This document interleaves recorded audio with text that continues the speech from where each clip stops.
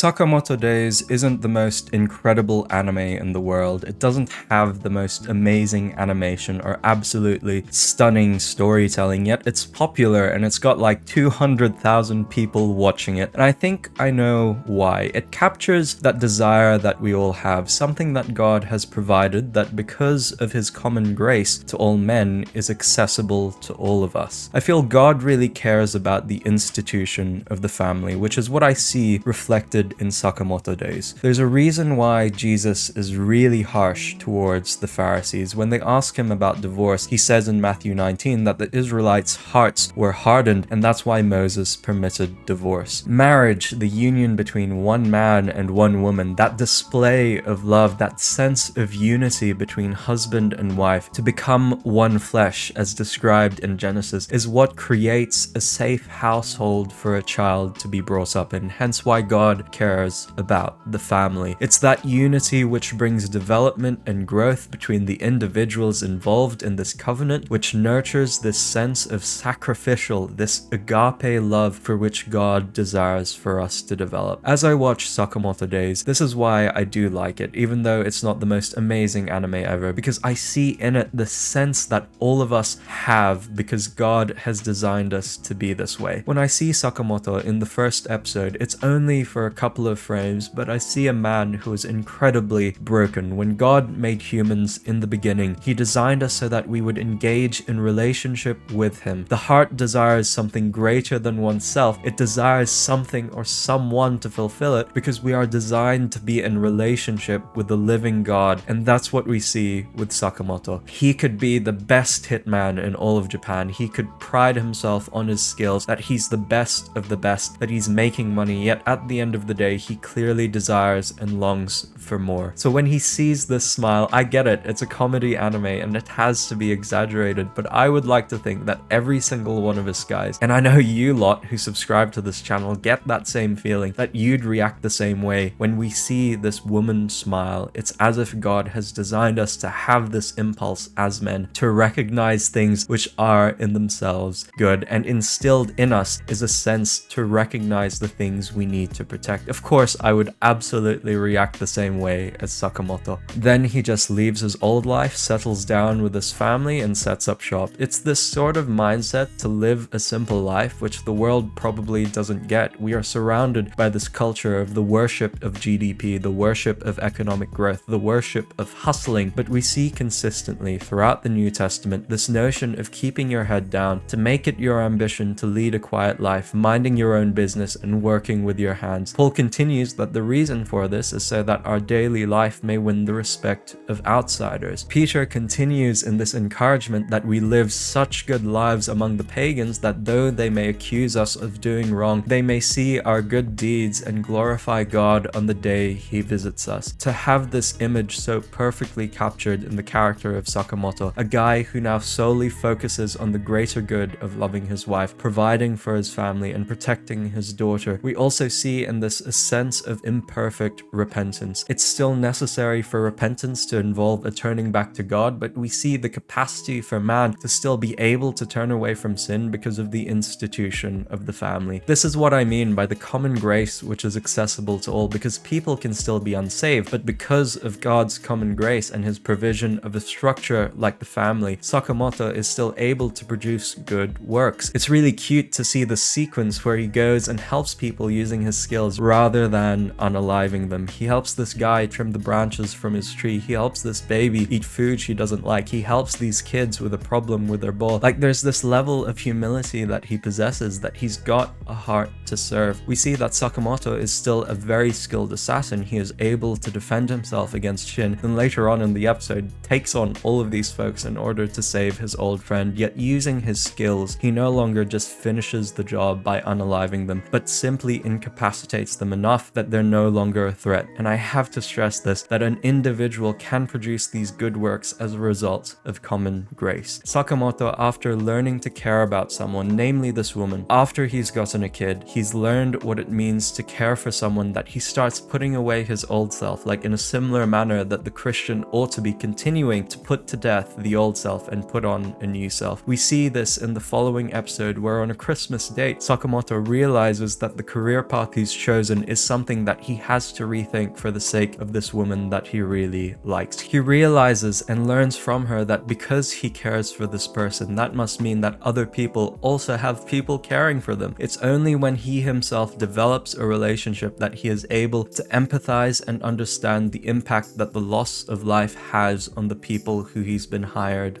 to unalive. That's something that we take for granted as Christians, and for us living in the West, that we have had this culture of wanting to preserve life. It's why we have to be so adamant against the growing culture of death, which has come as a result of the increase in the rate of abortion and euthanasia in the West. The world has not always promoted this culture of life where people respect the dignity and sanctity of the human person. We see this in the ancient world with the prominence of practices such as human sacrifice. However, God grants his common grace upon us through this promotion of a culture of life, and this can be learned by the non-Christian when they find family. Now, this effect is not limited to Sakamoto, because we see when Shin enters the picture, he sees the fulfillment of having a family that Sakamoto now has. That sense of contentment and understanding of the greater goal that is now bestowed upon him. Shin can see it, which is why his conscience doubts whether or not he should go through with unaliving Sakamoto.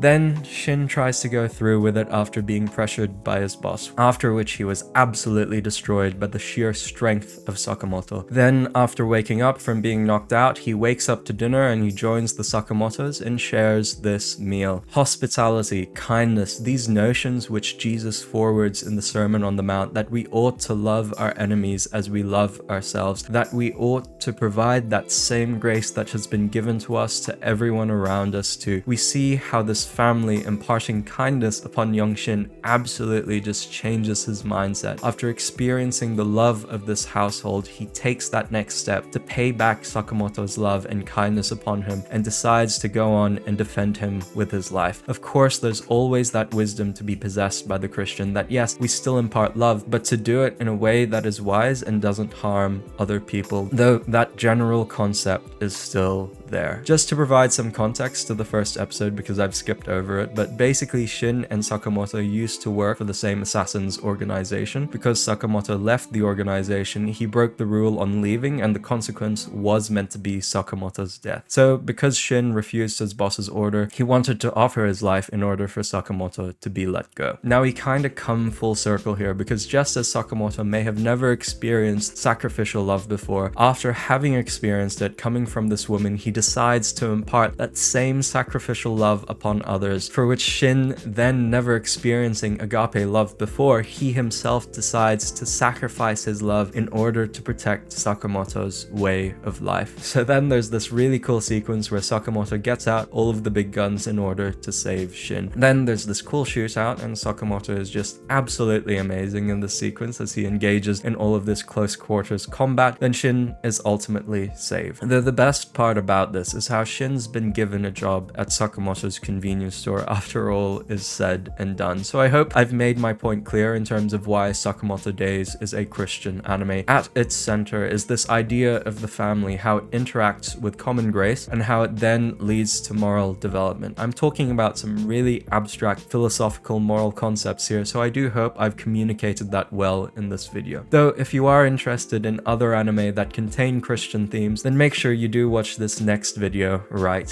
here.